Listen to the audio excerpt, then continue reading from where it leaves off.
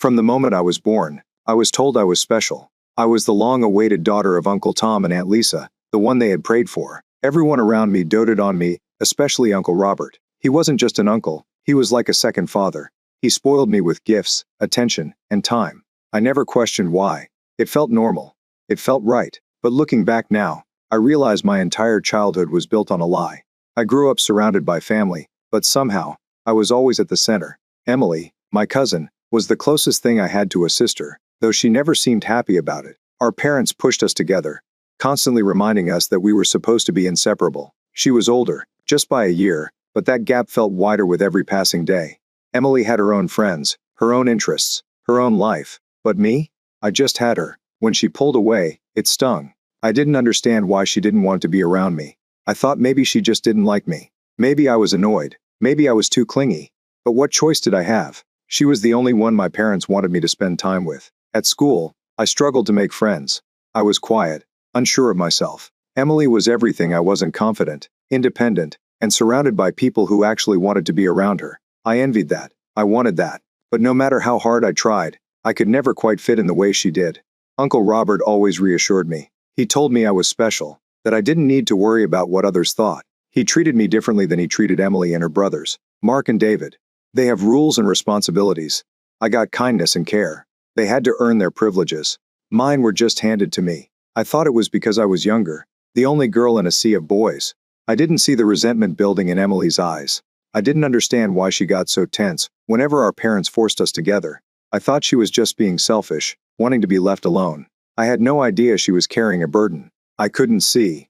The first crack in my perfect world came when I overheard Aunt Lisa and Uncle Robert talking about my college fund. I was thrilled. I wouldn't have to worry about student loans. My parents had saved for me, planned for me. That night, I excitedly told Emily about it. She just stood there, silent, her hands curled into fists, her jaw tightened. I thought she was just jealous. I didn't realize she was breaking inside. Days later, everything exploded. I remember the moment Emily handed me an envelope, whispering that I should open it after she left. Her expression was unreadable, cold, detached. It didn't make sense. I thought it was just a heartfelt letter, maybe some parting words before she left for college. But when I tore it open, I found something that made my world tilt off its axis. A DNA test. And right there, in black and white, was the truth that shattered everything I thought I knew. Uncle Robert wasn't just my uncle. He was my father. I sat there, staring at the paper, my breath coming in short, panicked gasps. My mother's voice rang in my ears. All the time she reassured me how much she loved my father, Uncle Tom. All the time she told me our family was strong, unbreakable. Lies. Every word of it. Uncle Tom wasn't my father. The man who had raised me, loved me, protected me, he was nothing more than a victim of the worst kind of betrayal. And my mother? She had lied to him. To me. To everyone. I ran downstairs, the paper clutched in my shaking hands. My heart pounding so hard, I thought it would burst. Uncle Tom was sitting in the living room, staring blankly at the wall. He must have already known. He looked so tired, so broken. Is this true? My voice cracked as I held out the paper. He turned to me, his eyes filled with something I couldn't understand. Sadness, anger, grief. Yes, he said simply. It's true. I collapsed onto the couch, feeling like I couldn't breathe. Why didn't you tell me? Because I love you, Sarah, he said. You're my daughter. Maybe not by blood, but in every way that matters. I didn't want you to feel different. I didn't want you to feel like less. Tears burned my eyes. I wanted to scream, to cry, to undo everything. But I couldn't. I could only sit there, drowning in a truth that I never asked for. And then came the worst part. My mother walked into the room, her face pale, her lips pressed into a thin line. Sarah, please, don't. I cut her off. Don't say a word. She hesitated, then reached for me. I pulled away. I couldn't stand to be near her. Everything she had ever told me was a lie. I turned back to Uncle Tom, the only real parent I had ever known. I want to leave, I whispered. I don't want to be here anymore. He nodded. Then we'll go. And just like that, my life changed forever. I had lost a father I never really had, a mother I could no longer trust, and an uncle who was now something else entirely. But most of all, I had lost myself, and I had no idea how to find her again. Uncle Tom didn't waste time. The next morning, he packed our bags, called a moving truck, and we left, just like that. No goodbyes, no second chances.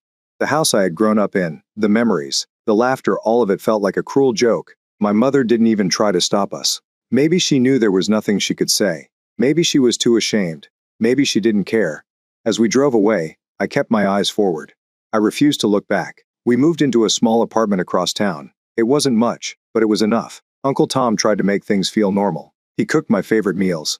He asked about my classes. He pretended everything would be okay. But I knew better. Nothing would ever be okay again. Every time I closed my eyes, I saw the DNA test. I heard my mother's lies. I thought about Uncle Robert, my real father. Has he ever really loved me? Or was I just a mistake he didn't know how to fix? I told myself I didn't care. But deep down, I did. For weeks, I barely spoke. I went to school, came home, and locked myself in my room. Uncle Tom tried, but he didn't know how to reach me. Then, one evening, my phone buzzed. A message from Emily. Emily, I know you hate me, but I didn't do this to hurt you. You deserve to know. I stared at the screen, my fingers hovering over the keyboard. Did I hate her? No. I hated what she had done. I hated the way she had exposed the truth like a weapon, shattering my life in the process. But deep down, I knew she was right. I did deserve to know. I didn't reply. Days passed. Then weeks. I kept expecting my mother to reach out, to explain, to apologize. But she never did. And that hurt more than anything. One night, I finally broke. Uncle Tom was watching TV when I walked into the living room and sat down beside him. Do you regret it? I asked. He turned to me, confused. Regret what? Raising me. Loving me. Now that you know the truth. His face softened. Sarah, I've always known the truth. I blinked. What? He sighed, running a hand through his hair. I've always had my suspicions. Lisa and Robert were close. Too close. And when you were born, there were whispers. But I loved you. From the moment I held you in my arms, you were mine. It didn't matter what any test said. Tears burned my eyes. Then why did you stay with her? Why didn't you leave sooner? Because I wanted to protect you. I thought keeping our family together was the best thing for you. But I was wrong. A lump formed in my throat. I'm sorry. He shook his head. Don't be. None of this is your fault. For the first time in weeks, I let myself cry. Uncle Tom held me, just like he had when I was little. And for a moment, I felt safe. But the damage had already been done, and I wasn't sure if I would ever feel whole again. Moving away gave me space to breathe, but it didn't erase the past. The weight of everything still sat on my chest, a constant reminder that my life had been rewritten against my will. For a while, I told myself I didn't need closure, that I didn't care about my mother or Uncle Robert or the mess they had created. But late at night, when the apartment was silent and my thoughts were loud, I knew that wasn't true. I needed answers, and I needed to face them. It started with a phone call. I don't know what I expected when I dialed my mother's number. Maybe for her to pick up right away, eager to explain herself. Maybe for her to break down, apologizing for the pain she had caused. But when she answered, her voice was calm. Too calm. Sarah, she said. I was wondering when you'd call. My grip tightened around the phone. That's it? No, I am sorry. No excuses? She sighed. I don't expect you to understand, but I did what I thought was best. A bitter laugh escaped me. Lying to me my whole life was best? Sleeping with your husband's brother and pretending nothing happened? I loved your father, both of them, she said softly. It's complicated, Sarah. You might not believe me, but I never wanted to hurt anyone. Then why didn't you tell the truth? Silence stretched between us. When she finally spoke, her voice was laced with something that almost sounded like regret. Because I was afraid. I was afraid of losing everything. I swallowed the lump in my throat. Well, congratulations. You lost everything anyway. I hung up before she could respond. The call left me feeling hollow.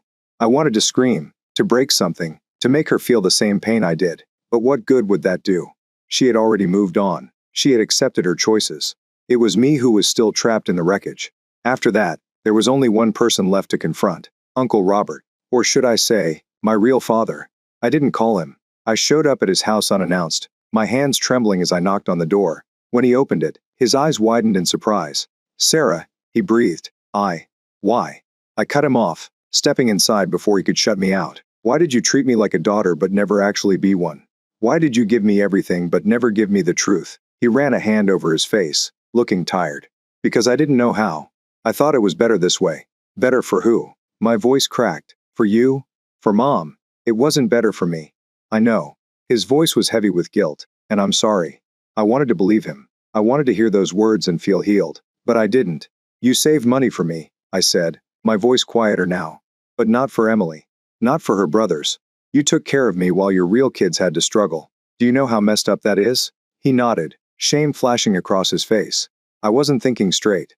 I thought I was making up for not being in your life the way I wanted to be. Tears burned my eyes. But you were in my life. You were there every day. You could have just told me the truth." He sighed, sitting down on the couch, looking smaller than I'd ever seen him. "I was a coward, Sarah. I thought keeping things the way they were would keep everyone happy. But all I did was hurt you." I stared at him, my heart pounding.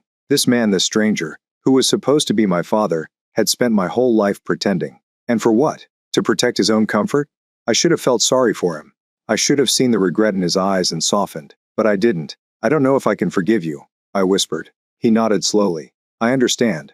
I turned and walked out the door.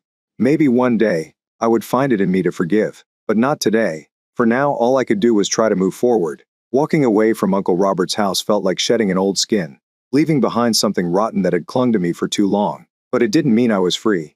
The weight of everything still sat on my chest, pressing down with every breath. What was I supposed to do now? For weeks, I wandered through life in a daze. Uncle Tom did his best to help me settle into our new reality, but I could tell he was struggling too. He had lost everything: his wife, his brother, the life he had built for decades. And yet, he still held himself together for me.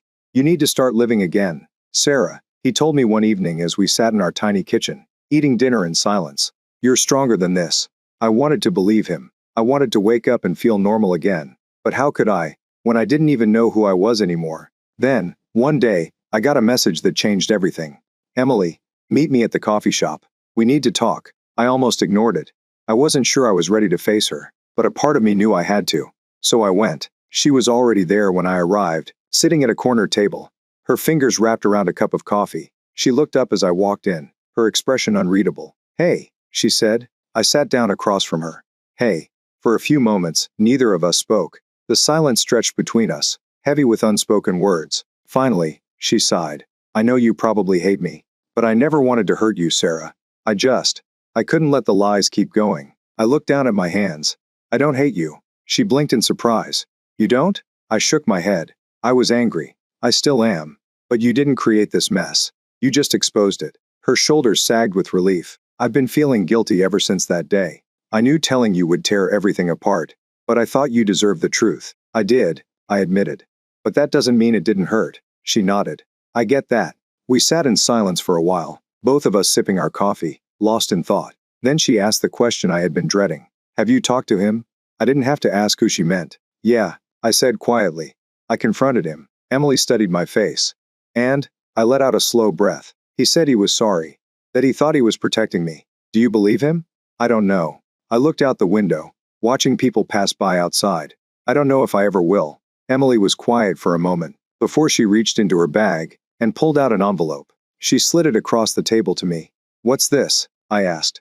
"Something I thought you should have." I hesitated before picking it up and opening it. Inside was a letter. From my mother. My hands trembled as I unfolded the paper. "My dearest Sarah, I don't know if you'll ever forgive me. I don't even know if you'll ever read this.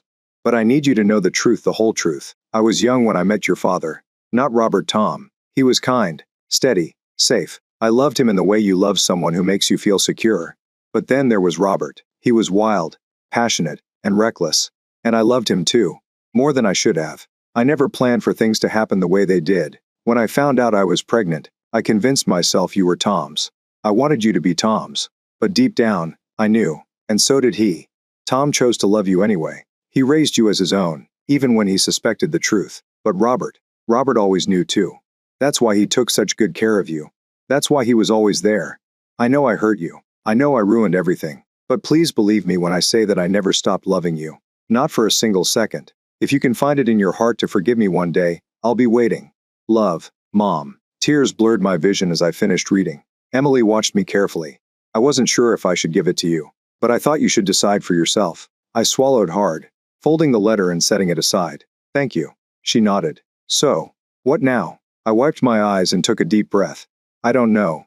But I think I need to figure that out." For the first time in a long time, I felt like I had a choice. The past had broken me. But maybe, just maybe, I could start putting myself back together. Holding my mother's letter in my hands felt like carrying a piece of the past that refused to let go. I read it over and over again, as if searching for something hidden between the lines, some secret justification, some magic words that would make it all make sense. But there were no magic words, just a confession wrapped in regret. For days, I wrestled with my emotions. Part of me wanted to call her, to demand answers she hadn't already given. Another part wanted to burn the letter and never speak of it again. And then there was the smallest, most fragile part, the part that still wanted a mother. Uncle Tom noticed the change in me. He didn't say much, but I could tell he was watching, waiting for me to figure things out on my own. Finally, one evening, as we sat together watching TV, he spoke. "You don't have to decide today, Sarah," he said, his voice calm. "You don't have to decide at all. But if you're carrying this weight around because you think you owe her something, you don't." I stared at the screen, not really seeing the images flickering across it. "Then why does it feel like I do?" "Because she's your mother," he said simply. "Because no matter how much she hurt you, she's still a part of you. And it's hard to let go of the people who made us." I turned to him. "Do you hate her?" He was quiet for a long moment. Then he sighed. "I thought I did, for a while. But hate is heavy, Sarah. And I was already carrying enough." I let his words settle inside me. Hate is heavy. That night, I lay awake staring at the ceiling, thinking about everything that had happened. My mother's betrayal, Uncle Robert's cowardice, Emily's revelation, Uncle Tom's unwavering love. Where did I go from here? The next morning, I made my decision. I picked up my phone and, with shaking fingers, dialed her number. She answered on the second ring. "Sarah?" I took a deep breath. "Hi, Mom." A pause. Then a shuddering breath from the other end. "I didn't think you'd call. I didn't think I would either." More silence. Then, softly, "I'm so sorry, sweetheart, for everything." I closed my eyes. "I know." She waited, as if afraid to say more, afraid to push me away again. "I don't know if I can ever forgive you," I admitted. "Not yet. Maybe not ever." She sniffled. "I understand. But I need to move on," I continued. "And I can't do that if I'm carrying all this anger. So, I don't know what this means, but I didn't want to leave things the way they were." A choked sob. "That's more than I could have hoped for." We didn't talk long. I wasn't ready for anything more than that. But when I hung up, I felt lighter, like I had set something down that I'd been carrying for too long. There was still one more thing I had to do. I didn't tell Uncle Tom where I was going. I didn't tell Emily either. Some things I needed to face alone. I drove to Uncle Robert's house. No, my father's house. The words still felt strange in my head. He opened the door, surprise flickering across his face when he saw me. "Sarah, can we talk?" He stepped aside, letting me in. The house felt different now. Before, it had always felt warm, inviting. Now, it was just a house. A place filled with ghosts of memories I wasn't sure were real anymore. We sat in the living room, neither of us speaking at first. Then he broke the silence. "I wasn't expecting to see you again." I folded my hands in my lap. "I wasn't sure if I was coming." He nodded slowly. "But you did." I met his eyes. "Why did you let me believe a lie for so long?" He sighed, rubbing a hand over his face. "Because I was afraid. Because I didn't want to ruin your life. Because I was selfish." "You were supposed to be my father," I said, my voice steady. "But you were too much of a coward to be one." He flinched. "I know."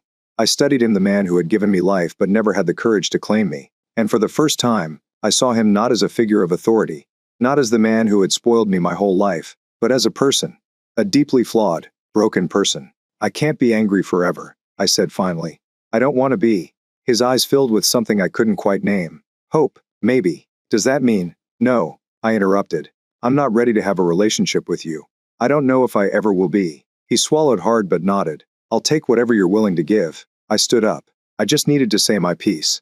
To let you know that I'm done letting this control me." He looked like he wanted to say more, but he didn't. Maybe he knew that this was all I had to offer. As I walked to the door, he spoke one last time. "I'm proud of you, Sarah." I paused, my hand on the doorknob. For a split second, I let myself imagine a different life. A life where he'd been there from the start. Where the truth had never been hidden. Where I had never felt the need to question who I was. But that wasn't my life. And I was finally okay with that. I stepped outside and didn't look back. In the weeks that followed, things slowly started to change. I didn't forgive my mother, but I didn't hate her anymore either. I didn't see Uncle Robert, my father, again, but I didn't let his mistakes define me. I focused on my future, on school, on friendships, on rebuilding the parts of myself that had been shattered. Emily and I grew closer in a way we never had before. There were no more forced playdates, no more obligations tying us together, just mutual understanding. A shared experience of surviving something we never asked for. And Uncle Tom? He remained my rock. My real father in every way that mattered. One night, as we sat on the balcony of our apartment, watching the city lights, he turned to me and smiled. "You're going to be okay, you know." For the first time in a long time, I believed him. "Yeah," I said.